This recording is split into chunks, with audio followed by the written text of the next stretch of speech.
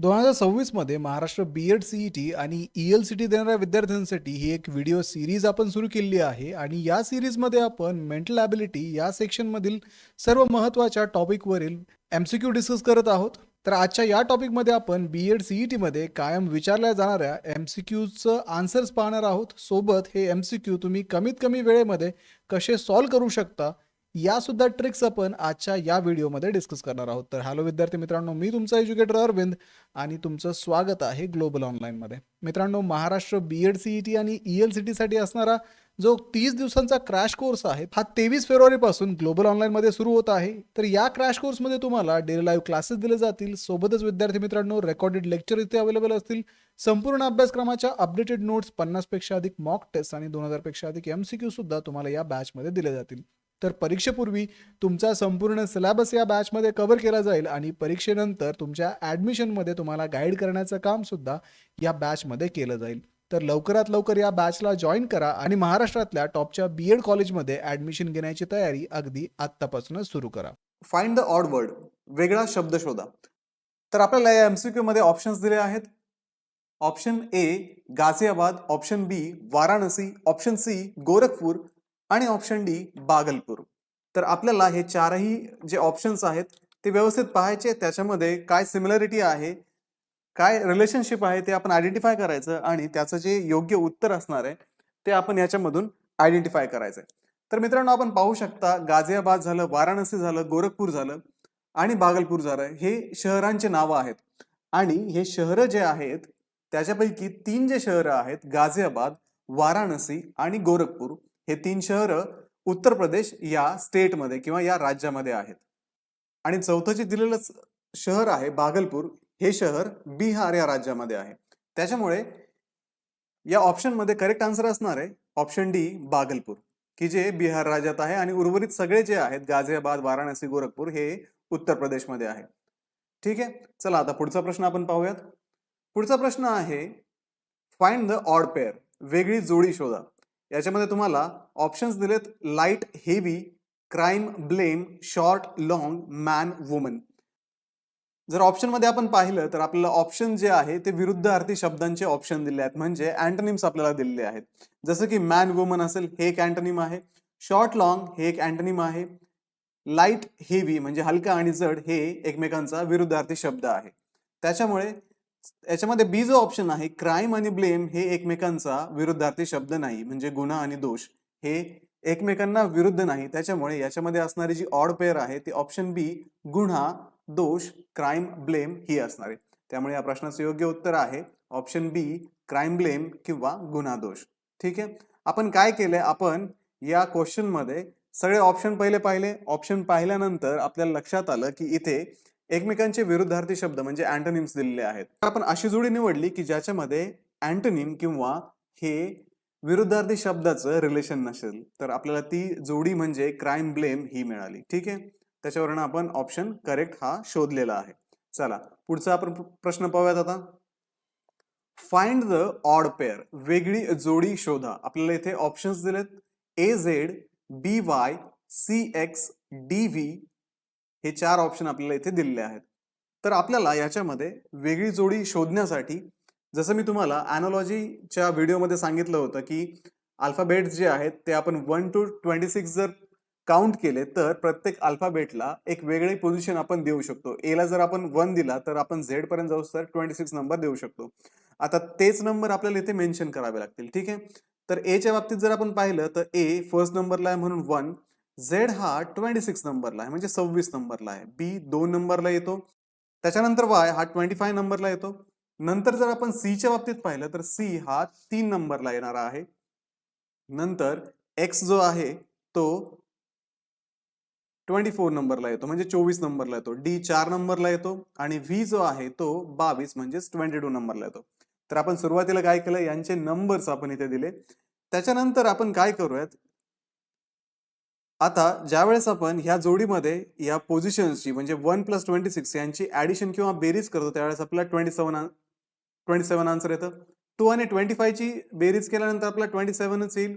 C आणि x 3 आणि 24 ची पण बेरीज म्हणजेच ऍडिशन ही 27 येते. त्यानंतर 4 आणि 22 ची जर ऍडिशन केली तर ती 26 येते. म्हणजे आपल्याला इथं दिसतंय की एक रिलेशन आपण इस्टॅब्लिश केलं. त्या रिलेशन मध्ये आपल्याला ह्या 3 ऑप्शन मध्ये 27, 27, 27 हे आन्सर मिळालं, कारण आपण त्यांच्या पोझिशनची ऍडिशन म्हणजेच बेरीज केली. पण चौथ्या जोडीच्या बाबतीत काय झालं? ती जी ऍडिशन आहे ती 26 आली, म्हणजे ही ऍडिशन ह्या 27 पेक्षा वेगळी आहे. म्हणून डीव्ही ही जी जोडी आहे ती याच्यामध्ये वेगळी असणार आहे. This pair will be odd pair among the given options. So the correct answer will be option D. Option D याचं करेक्ट आन्सर असणार आहे. ठीक आहे विद्यार्थी मित्रांनो, हे समजलंय तुम्हाला? याच्यासाठी तुम्हाला ह्या पोझिशन्स माहिती पाहिजेत. तुम्ही स्वतःही या पोझिशन्स पेपरवरती लिहून त्याची प्रॅक्टिस करू शकता. एक्झाम मध्ये तुम्हाला ह्या पोझिशन्स बऱ्याचशा टॉपिक मध्ये रिक्वायर्ड असतात. चला पुढचा प्रश्न आपण आता पाहूयात. Find the odd letter group. वेगळा संच शोधा. याच्यामध्ये आपल्याला 4 संच दिलेत, 4 ग्रुप दिलेत लेटर्सचे. ते आहेत option A DFH, option B JLN, option C PRT आणि ऑप्शन डी VWX. तर विद्यार्थी मित्रांनो, जसं की आपण मागच्याच क्वेश्चन मध्ये यांना नंबरिंग केली होती, तसेच नंबर किंवा तशाच पोझिशन आपण यांच्या इथे पहिले लिहून घेऊ. त्याच्यावरनं आपण एक रिलेशन शोधण्याचा प्रयत्न करू आणि ज्या जोडीमध्ये किंवा ज्या ग्रुपमध्ये हे रिलेशन वेगळं असेल तो ग्रुप या ऑप्शन्स मध्ये ऑड असेल किंवा वेगळा असेल. तर डीच्या बाबतीत जर आपण पाहिलं तर डी ला 4 नंबर येईल, एफ ला 6 नंबर, एच जो आहे त्याची पोझिशन अल्फाबेटिकल सिरीज मध्ये 8 आहे. त्याच्यानंतर जे 10 नंबरला आहे, एल जो आहे तो 12 म्हणजेच 12 नंबरला, एन हा 14 म्हणजे 14 नंबरला आहे. त्याच्यानंतर PRT मध्ये पी जो आहे तो 16 नंबरला आहे, आर हा 18 नंबरला असतो, त्याच्यानंतर टी हा 20 नंबरला आहे. व्हीच्या बाबतीत जर आपण पाहिलं तर 22, डब्ल्यू 23 आणि एक्स जो आहे तो 24 नंबरला आहे. तर आपण या पोझिशन्स मध्ये असणारं रिलेशन पहिले शोधूयात. तर सुरुवातीला डी आणि एफ 4 आणि 6 याच्यामध्ये 4 मध्ये जर तुम्ही 2 ऍड केला तर तुम्हाला 6 मिळेल. 6 मध्ये अगेन 2 ऍड केला तर तुम्हाला 8 मिळेल. ह्या ग्रुपच्या बाबतीत जर आपण पाहिलं JLN च्या बाबतीत तर इथेही सेम तुम्हाला +2 जर केला तुम्ही, जे ची 10th पोझिशन आहे त्याच्यामध्ये +2 केला तुम्हाला 12 मिळेल. एल ची 12th पोझिशन आहे, परत +2 करा तुम्हाला 14 मिळेल. इथे PRT मध्ये पण तेच रिलेशन आहे, 16 + 2 18, 18 + 2 20. ठीक आहे. त्याच्यानंतर VWX मध्ये जर आपण पाहिलं तर सुरुवातीला इथे तुम्हाला 22-23 मध्ये फक्त 1 चा डिफरन्स आहे, म्हणजे +1. 22 + 1 is 23. त्याच्यानंतर 23 + 1 is 24. तर आपण इथे पाहू शकतो की या पेअर मध्ये पहिल्या ज्या 3 पेअर्स आहेत त्याच्यामध्ये जे लेटर्स आहेत त्याच्यामध्ये +2 पोझिशनचा फरक आहे. पण चौथ्या पेअर मध्ये फक्त +1 याचाच फरक आहे. त्याच्यामुळे या ऑप्शन्स मध्ये करेक्ट आन्सर जे असणार आहे ते ऑप्शन डी VWX हे आन्सर असणार आहे. ठीक आहे, समजलंय? मग आपण काही नाही केलं, आपण फक्त यांच्या पोझिशन लिहिल्या, त्याच्यानंतर त्यांच्यामध्ये असणाऱ्या जे रिलेशन आहे ते आपण इथे लिहिलंय. त्या रिलेशनवरनं आपण आयडेंटिफाय केलं की या चौथ्या जोडीमध्ये हे रिलेशन वेगळं आहे, म्हणून ही जोडी पण वेगळी असणार आहे. तर हे याचं योग्य उत्तर आहे ऑप्शन डी. चला मग आता आपण पुढचा प्रश्न पाहूयात. Find the odd letter group. वेगळा संच ओळखा. इथे आपल्याला ऑप्शन दिलेत NOPQ, ऑप्शन बी दिलाय JKLM, ऑप्शन सी दिलाय FGHI आणि ऑप्शन डी आहे ABCE. तर विद्यार्थी मित्रांनो, आपण जसं मागच्या काही एक्झाम्पल मध्ये यांचे नंबर्स लिहिले होते, यांच्या पोझिशन लिहिल्या होत्या, तसंच याच्यामध्ये आपण पोझिशन लिहूयात. एन जो आहे तो 14 नंबरला म्हणजे 14 नंबरला आहे. ओ ची जी पोझिशन आहे ती 15, पी 16 नंबरला आहे, क्यू हा 17 नंबरला आहे. त्याच्यानंतर JKLM मध्ये अगेन 10, 11, 12, 13. त्याच्यानंतर FGHI मध्ये 6, 7, 8 आणि 9. ABCE मध्ये 1, 2, 3 आणि 5. तर आपण इथे पाहू शकतो 14, 15, 16, 17, 10, 11, 12, 13, 6, 7, 8, 9, 1, 2, 3, 5. तर इथे आपल्याला दिसतंय, स्पष्टच दिसतंय की ह्या ज्या ग्रुपमध्ये NOPQ असेल किंवा JKLM असेल किंवा FGHI असेल, हे जे अल्फाबेट आले ते सलग आलेले आहेत. पण ही चौथी जोडी जी आहे त्याच्यामध्ये पहिले 3 तर सलग आले, पण त्याच्यामध्ये असणारं जे चौथं अल्फाबेट आहे ते एक स्किप करून आलेलं आहे, म्हणजे याच्यामध्ये डी असायला हवं पण डी ऐवजी त्यांनी डायरेक्टली ई घेतलेला आहे. म्हणजे इथं +2 एवढी पोझिशन ऍड केलेली आहे.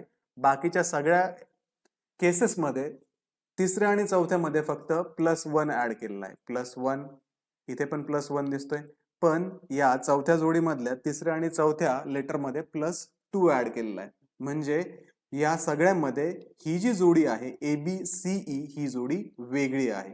त्याच्यामुळे या प्रश्नाचं योग्य उत्तर असणार आहे option D, A, B, C आणि E. ठीक आहे, चला तर मग आपण आता पुढचा प्रश्न पाहूयात. Find the odd letter group, वेगळा संच शोधा. याच्यामध्ये आपल्याला ऑप्शन्स दिलेत. Option A ZYAB, option B TSGH, option C ONLM आणि ऑप्शन डी UTFH. तर आपण काय करूयात आता, ह्या ज्या जोड्या दिल्यात किंवा हे जे संच दिलेत ते आपण लिहून घेऊयात आणि त्याच्यानंतर त्यांच्या ज्या पोझिशन आहेत त्यांच्या रेस्पेक्टिव्ह पोझिशन इथे असाइन करूयात. काय जर आपण पाहिलं तर आपण Z26, Y25, A1, B2, त्याच्यानंतर पुढे T आहे 20, S19, G7, H8. ओच्या बाबतीत जर आपण पाहिलं तर 15, त्याच्यानंतर N 14 नंबरला आहे, L जो आहे तो 12 नंबरला आहे, M परत 13 नंबरला असेल, U जो आहे तो 21 नंबरला, T 20 नंबरला, F 6 नंबरला आणि H 8 नंबरला आहे. तर आपण इथे जर पॅटर्न ऑब्झर्व केला तर इथे काय, पहिल्या लेटरचा नंबर इथे 26 आहे, दुसऱ्या लेटरचा 25 आहे. याच्यामध्ये -1 चा फरक आहे. म्हणजे Z कडनं Y कडे जाताना आपल्याला एक पोझिशन मागे जावं लागतं, म्हणजे -1. त्याच्यानंतर इथे जर आपण पाहिलं AB, इथे हे सलग अक्षर आले आहेत म्हणजे +1, -1 +1. इथे आपण पाहिलं TS मध्ये तर अगेन -1, 7 कडनं 8 कडे जाताना परत +1. ON मध्ये -1, 15 - 1 14 आणि इथे 12 13 12 आणि 13 मध्ये तुम्हाला इथे +1 करावं लागेल. आता इथे UT मध्ये -1 आहे पण FH मध्ये +2 चा फरक आहे. तर आपण इथे पाहू शकतो की पहिल्या आणि दुसऱ्यामध्ये -1 चा फरक आहे, तिसऱ्या आणि चौथ्यामध्ये +1 चा फरक आहे. हा पॅटर्न इथेही रिपीट झालाय.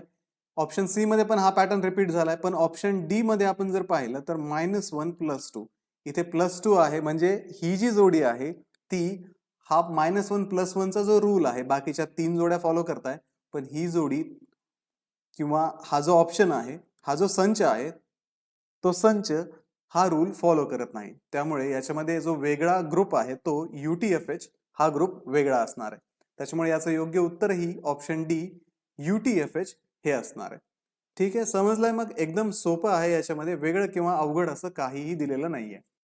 मित्रांनो, प्रश्न आहे फाइंड द ऑड वन, वेगळी संख्या शोधा. तर याच्यामध्ये आपल्याला 4 ऑप्शन दिलेले आहेत. त्याच्यामध्ये ऑप्शन ए आहे 1444, ऑप्शन बी आहे 1553, ऑप्शन सी आहे 8590 आणि ऑप्शन डी आहे 1984. तर आपल्याला या 4 ऑप्शन मध्ये कुठली गोष्ट कॉमन आहे ती पहिले आयडेंटिफाय करायची. नंतर ती गोष्ट आयडेंटिफाय करून आपल्याला याच्यामधून जो ऑप्शन वेगळा असेल तो इथे सिलेक्ट करायचा आहे. तर मित्रांनो, आपण इथे पाहू शकता, आपण सिम्पली जर एक लॉजिक लावलं, जर आपण प्रत्येक संख्येच्या एकक स्थानी पाहिलं तर युनिट प्लेस वरती ऑप्शन ए मध्ये 4 आहे, ऑप्शन बी मध्ये 3 आहे, ऑप्शन सी मध्ये 0 आहे आणि ऑप्शन डी मध्ये 4 म्हणजेच 4 आहे. तर आपल्याला एक माहिती आहे, ज्यावेळेस संख्येच्या युनिट स्थानी किंवा एकक स्थानी समसंख्या असते, उदाहरणार्थ 2 4 6 8 आणि 0, त्यावेळेस ती जी संख्या असते ती संख्या ही समसंख्या असते. त्याला आपण इव्हन नंबर असे म्हणतो. इन केस जर त्या संख्येच्या युनिट ठिकाणी किंवा एकक स्थानी जर 1 3 5 7 किंवा 9 अशा संख्या असतील, असे नंबर्स असतील, then in that case the number is going to be odd. तर आपण इथे पाहू शकतो, इथे ऑप्शन ए मध्ये, ऑप्शन सी मध्ये आणि ऑप्शन डी मध्ये एकक स्थानी 4 0 आणि 4 आहे. मीन्स हे जे 3 नंबर आहेत हे इव्हन नंबर आहेत किंवा समसंख्या आहेत. त्याच्यानंतर ऑप्शन बी जो आहे त्याच्या युनिट प्लेसला 3 आहे, म्हणजे ही जी संख्या आहे ती ऑड संख्या आहे किंवा विषम संख्या आहे. तर या केसमध्ये आपलं जे योग्य उत्तर असणार आहे ते ऑप्शन बी असणार आहे, कारण ही संख्या विषम आहे, ऑड आहे. त्याच्यामुळे या प्रश्नाचं योग्य उत्तर असणार आहे ऑप्शन बी 1553. मित्रांनो पुढचा प्रश्न पाहूयात आपण. या प्रश्नामध्ये आपल्याला दिलाय फाइंड द ऑड वन, वेगळी संख्या शोधा. ऑप्शन्स दिलेत आपल्याला 456 option A, option B is 234, option C is 123 आणि ऑप्शन डी आहे 311.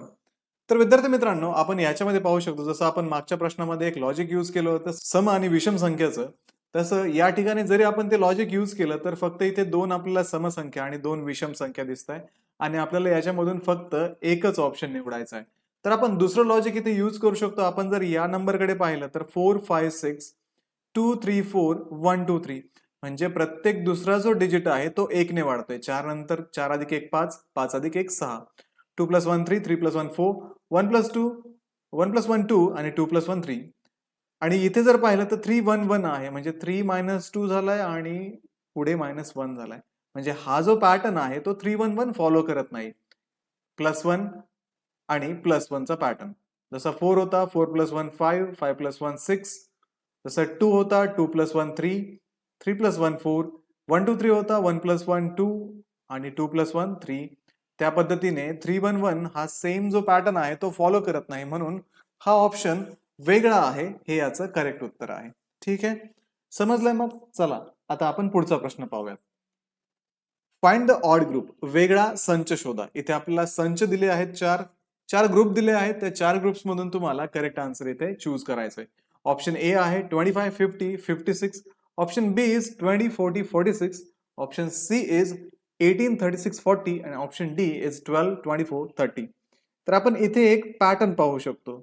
तर याच्यामध्ये असणारा जो पॅटर्न आहे आपण इझिली आयडेंटिफाय करू शकतो की जो पहिला नंबर आहे, जसं इथे दिलंय 25 नंतर दिलंय 50, म्हणजे हा 2 टाइम्स होतोय, म्हणजे हा दुप्पट होतोय. आणि तिसऱ्या नंबरकडे जाताना इथं तुम्हाला +6 ऍड करावं लागतात दुसऱ्या नंबरमध्ये.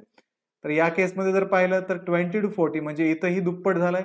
त्याच्यानंतर 6 ऍड करून इथे 46 म्हणजे 46 झालंय. तर या केसमध्ये 18 × 2 36 आणि 36 +6 जर आपण केलं तर 42 आन्सर यायला पाहिजे आपला, 42 आन्सर यायला पाहिजे, पण इथे 40 दिलेला आहे. या केसमध्ये जर पाहिलं आपण 12 × 2 इज 24 and 24 + 6 इज 30. तर इथे ऑप्शन डी मध्ये, ऑप्शन बी मध्ये आणि ऑप्शन ए मध्ये तीनही ठिकाणी हा जो पॅटर्न आहे तो फॉलो केलेला आहे, पण ऑप्शन सी मध्ये the pattern is not followed. त्याच्यामुळे या प्रश्नाचं योग्य उत्तर असणार आहे ऑप्शन सी, की जो वेगळा ग्रुप या सगळ्या ऑप्शन्स मध्ये आहे. ठीक आहे विद्यार्थी मित्रांनो, चला आता आपण पुढचा प्रश्न पाहूयात. आपल्याला पुढचा प्रश्न दिलाय फाइंड द ऑड ग्रुप. याच्यामध्ये आपल्याला वेगवेगळे ऑप्शन्स दिलेत.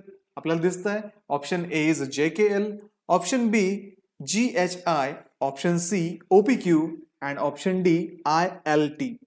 तर आपल्याला इथे वेगळा असणारा संच किंवा ग्रुप आयडेंटिफाय करायला सांगितलंय. तर मित्रांनो ज्या वेळेस तुम्हाला असं विचारलं जाईल त्या वेळेस तुम्हाला त्या अल्फाबेटच्या अल्फाबेटिकल सिरीज मधल्या ज्या पोझिशन आहेत, इंग्रजी वर्णमालेमधल्या ज्या स्थिती आहेत या अक्षरांच्या, त्या तुम्हाला माहिती हव्यात. तर आपण मागच्याही काही लेक्चरमध्ये पाहिलेलं आहे आणि आता आपण परतही हेच पाहतोय. तर JKLच्या बाबतीत जर पाहिलं आपण तर जे हा 10 नंबरला अल्फाबेटिकल सिरीज मध्ये आहे. के च्या बाबतीत हा 11 नंबरला आहे. एल हा 12 नंबर म्हणजे 12 नंबरला आहे. त्याच्यानंतर GHI हे जर पाहिलं तर G7 H 8 नंबरला आणि I हा 9 नंबरला आहे. OPQ च्या बाबतीत जर पाहिलं आपण तर 15 16 आणि 17 नंबरला OPQ आहे. ILT च्या बाबतीत जर पाहिलं आपण I 9 नंबरला आहे, L जो आहे तो 12 नंबरला आहे आणि T जो आहे तो 20 नंबरला आहे. ठीक आहे, तर आपण इथे जर पाहिलं तर JKL मध्ये 10 आणि 11 मध्ये आणि 11 12 मध्ये +1 हे रिलेशन आहे. ठीक आहे, ज्यावेळेस तुम्ही 10 मध्ये 1 ऍड करता त्यावेळेस तुम्हाला 11 मिळतो, 11 मध्ये 1 ऍड करा 12 मिळतो. त्याच्यानुसार JKL म्हणजे हे सलग अल्फाबेट तुम्हाला याच्यामध्ये दिलेले आहेत. या ग्रुपमध्ये जर पाहिलं तर GHI मध्ये तिथे पण सेमच आहे, तुम्हाला इथेही सलग अल्फाबेट दिलेले आहेत. OPQ च्या बाबतीत पण तोच रूल फॉलो होतोय +1. पण ILT च्या बाबतीत तुम्ही जर पाहिलं तर 9 मध्ये तुम्ही ज्यावेळेस 3 ऍड कराल त्यावेळेस तुम्हाला 12 मिळेल आणि 12 मध्ये ज्यावेळेस तुम्ही 8 ऍड कराल त्यावेळेस तुम्हाला 20 मिळेल. सो आपला जो युजुअल पॅटर्न आहे तो काय आहे, पहिला जो अल्फाबेट आहे त्याच्यामध्ये +1 करा, पुढचा अल्फाबेट घ्या, त्याच्यानंतर परत पुढच्या अल्फाबेटसाठी तुम्हाला इथे +1 करावं लागेल आणि +1 केल्यानंतर तुम्हाला पुढचा अल्फाबेट मिळेल. पण या केसमध्ये काय होतंय, +3 करावं लागतंय आणि +8 करावं लागतंय. म्हणजे हा जो +1 चा पॅटर्न आहे तो ILT सोडता बाकीचे सगळे संच फॉलो करताय. म्हणून ऑप्शन डी ILT जो आहे याच्यामध्ये वेगळा असणार आहे, कारण हा युज्युअल पॅटर्न फॉलो करत नाही. म्हणून ऑप्शन डी याचं योग्य उत्तर आहे. चला आता आपण पुढचा प्रश्न पाहूयात. फाइंड द ऑड ग्रुप वेगळा संच शोधा. याच्यामध्ये तुम्हाला संच दिलेत किंवा ग्रुप्स दिलेत RTVX, NPRT, GHJL, MOQS. तर विद्यार्थी मित्रांनो, आपण इथे जर पाहिलं मागच्या एक्झाम्पल प्रमाणे आपल्याला इथे पहिले या अल्फाबेटच्या किंवा या अक्षरांच्या अल्फाबेटिकल सिरीज मध्ये असणाऱ्या ज्या पोझिशन्स आहेत त्या पहिले तुम्हाला इथे डिनोट कराव्या लागतील. RTVX मध्ये जर आपण पाहिलं तर R जो आहे तो 18 नंबरला अल्फाबेटिकल सिरीज मध्ये आहे. T हा 20 नंबरला आहे. V च्या बाबतीत जर आपण पाहिलं तर हा 22 नंबरचा अल्फाबेट आहे आणि X हा 24 नंबरचा अल्फाबेट आहे. NPRT मध्ये जर पाहिलं आपण तर 14, 16, त्याच्यानंतर 18 आणि 20 नंबरचे हे अल्फाबेट आहे. GHJL मध्ये जर आपण पाहिलं तर G 7 नंबरला आहे, H हा 8 नंबरला येतो, J हा 10 नंबरला असतो आणि L हा 12 म्हणजेच 12 नंबरला आहे. MOQS मध्ये जर आपण तेच पोझिशन जर घेतल्या तर 13 नंबरला M आहे, O 15 नंबरला आहे, Q 17 म्हणजे 17 नंबरला आहे आणि that of S is at 19 number.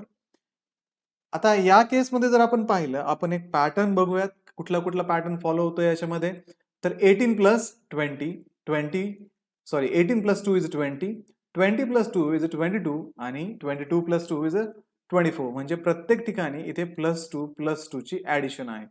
या केसमध्ये जर आपण पाहिलं तर सेम रूल इथेही फॉलो होतोय, +2 आणि +2 चा. GHJL मध्ये जरी तुम्ही पाहिलं तरी इथे तुम्हाला 7 + 1 मग 8 मिळेल तुम्हाला, 8 + 2 तुम्हाला 10 मिळेल आणि 10 + 2 तुम्हाला 12 म्हणजे 12 मिळेल. ते जर आपण MOQS मध्ये पाहिलं तर इथे तुम्हाला अगेन +2 चा पॅटर्न फॉलो केलेला दिसेल. 13 + 2 is 15 + 2 is 17 + 2 is 19. त्याच्यामुळे या 3 केसमध्ये जर आपण पाहिलं तर +2 आणि +2 हा पॅटर्न जो आहे तो फॉलो केलाय. बट GHJL मध्ये तो पॅटर्न इथे फॉलो करण्यात आलेला नाहीये. इथे +1 + 2 हा पॅटर्न फॉलो केलाय. त्यामुळे या प्रश्नाचं योग्य उत्तर असणार आहे GHJL, कारण हा युज्युअल पॅटर्न फॉलो करत नाही. म्हणून या प्रश्नाचं योग्य उत्तर असणार आहे ऑप्शन सी GHJL. ठीक आहे मित्रांनो, समजलंय मग? तर पुढचा प्रश्न आपण पाहूयात आता. फाइंड द ऑड ग्रुप वेगळी संख्या शोधा. आता याच्यामध्ये आपल्याला वेगवेगळ्या संख्या दिलेल्या आहेत. तर पहिली संख्या आहे इथे 4867 म्हणजे 4867. नंतर आहे 5555 5555. पुढचा आहे 6243 म्हणजे 6243 आणि चौथा आहे 6655 म्हणजे 6655. तर आपल्याला इथे वेगळा अंक शोधायचा आहे किंवा वेगळा नंबर शोधायचा आहे. त्यासाठी आपल्याला काहीतरी इथे लॉजिक यूज करणं गरजेचं आहे. तर ऑड इव्हनच्या बाबतीत जर पाहिलं आपण, सम विषमच्या बाबतीत जर पाहिलं तर ह्या सगळ्याच विषम संख्या आहेत. त्याच्यामुळे सम विषमचा जो रूल आहे तो आपण इथे अप्लाय नाही करू शकत. पण आपण डिव्हिजिबिलिटीचे रूल इथे अप्लाय करू शकतो. ठीक आहे, आपण चेक करूयात. आपण इथे जर पाहिलं तर सगळ्यात सोपं आपल्याला 5555 दिसतं, म्हणजे हा 5 ने डिव्हिजिबल आहे. कारण आपण जर यांच्या डिजिटची जर बेरीज केली, 5 + 5 + 5 + 5 जर आपण केलं तर आपल्याला जे आन्सर येतं ते 20 आन्सर येतं. या केसमध्ये जर आपण पाहिलं 4867, तर याच्यामध्ये 4 + 8 + 6 + 7 तुम्हाला 25 आन्सर मिळेल. त्याच्यानंतर 6243 याच्यामध्ये जर तुम्ही पाहिलं 6243 च्या बाबतीत, तर याच्या असणाऱ्या रेस्पेक्टिव्ह डिजिटची जी ऍडिशन आहे ती 15 म्हणजेच 15 येते. 6 + 2 + 4 + 3 आणि 6655 या केसमध्ये जर आपण पाहिलं तर याची जी ऍडिशन आहे ती 22 येते. मग डिव्हिजिबिलिटीचा जो रूल आहे, ज्यावेळेस ऍडिशन ही 5 ने डिव्हिजिबल असते त्यावेळेस तो जो नंबर आहे तो 5 ने कम्प्लिटली डिव्हिजिबल असतो. तर या केसमध्ये आपण पाहिलं 25 ला आपण 5 ने डिवाइड करू शकतो, 5 ने भाग देऊ शकतो, त्याच्यामध्ये काहीही बाकी उरणार नाही. 20च्या बाबतीत पण आपण 5ने याला डिवाइड करू शकतो विदाउट रिमाइंडर. 15च्या बाबतीत सुद्धा आपण याला 5ने डिवाइड करू शकतो, ज्याच्यामध्ये बाकी शून्य राहील. पण 22ला आपण 5ने पूर्ण भाग देऊ शकत नाही. म्हणून या क्वेश्चन मध्ये ऑप्शन डी जो आहे तो वेगळा असणार आहे, कारण त्याला 5ने भाग देता येत नाही पूर्णतः. म्हणून या प्रश्नाचं योग्य उत्तर असणार आहे ऑप्शन डी. तर विद्यार्थी मित्रांनो, आता आपण पुढचा प्रश्न पाहूयात. पुढचा प्रश्न आहे फाइंड द ऑड पेअर. आता इथे आपल्याला वेगळी जोडी शोधायची आहे. इथे आपल्याला 4 जोड्या दिल्या आहेत, 5 21 29 45 71 87 आणि 48 68. 5 21 29 45 71 87 आणि 48 68. तर आपल्याला या जोड्यांमधलं काहीतरी रिलेशन माहिती असणं गरजेचं आहे. आता आपण पहिले लिहून घेऊयात 5 आणि 21. जर आपण इथे पाहिलं तर 5 मध्ये आपण जर 16 ऍड केला तर तुम्हाला 21 मिळेल. ठीक आहे. आता दुसरी जी जोडी आहे 29 45, याच्यामध्ये पण तुम्ही जर 29 प्लस 16 केलं तर तुम्हाला 45 मिळेल. त्याच्यानंतर पुढची आहे 71 87. 71 87च्या बाबतीत सेम रूल फॉलो होतोय का? तर हो. तुम्ही जर 16 याच्यामध्ये ऍड केले तर तुम्हाला 87 हे आन्सर मिळेल. पण 48 68च्या बाबतीत काय? 48 68च्या बाबतीत काय होतंय? इथे तुम्हाला 20 ऍड करावे लागतील, तेव्हा कुठे तुम्हाला 68 हे आन्सर मिळेल. तर विद्यार्थी मित्रांनो, या प्रश्नाचं मग योग्य उत्तर असणार आहे 48 68, कारण हा जो पॅटर्न आहे प्लस 16चा, हा पॅटर्न 48 68 फॉलो करत नाही. त्याच्यामुळे या प्रश्नाचं योग्य उत्तर असणार आहे ऑप्शन डी 48 68 किंवा 48 68. ठीक आहे. तर विद्यार्थी मित्रांनो, हे होते मेंटल ॲबिलिटी या विषयामधील काही महत्त्वाचे एमसीक्यू. अशाच पद्धतीचे एमसीक्यू तुम्हाला परीक्षेसाठी पण विचारले जातात आणि अशाच पद्धतीने या परीक्षेची तयारी करण्यासाठी ग्लोबल ऑनलाईनचा 30 दिवसाचा क्रॅश कोर्स हा 23 फेब्रुवारीपासून ग्लोबल ऑनलाईनमध्ये सुरू होत आहे. तर या क्रॅश कोर्समध्ये तुम्हाला डेली लाईव्ह क्लासेस दिले जातील. सोबतच विद्यार्थी मित्रांनो, रेकॉर्डेड लेक्चर इथे अवेलेबल असतील. संपूर्ण अभ्यासक्रमाच्या अपडेटेड नोट्स, 50 पेक्षा अधिक मॉक टेस्ट आणि 2000 पेक्षा अधिक एमसीक्यू सुद्धा तुम्हाला या बॅचमध्ये दिले जातील. तर परीक्षेपूर्वी तुमचा संपूर्ण सिलेबस या बॅचमध्ये कव्हर केला जाईल आणि परीक्षेनंतर तुमच्या ॲडमिशनमध्ये तुम्हाला गाईड करण्याचं काम सुद्धा या बॅचमध्ये केलं जाईल. तर लवकरात लवकर या बॅचला जॉईन करा आणि महाराष्ट्रातल्या टॉपच्या बीएड कॉलेजमध्ये ॲडमिशन घेण्याची तयारी अगदी आत्तापासूनच सुरू करा.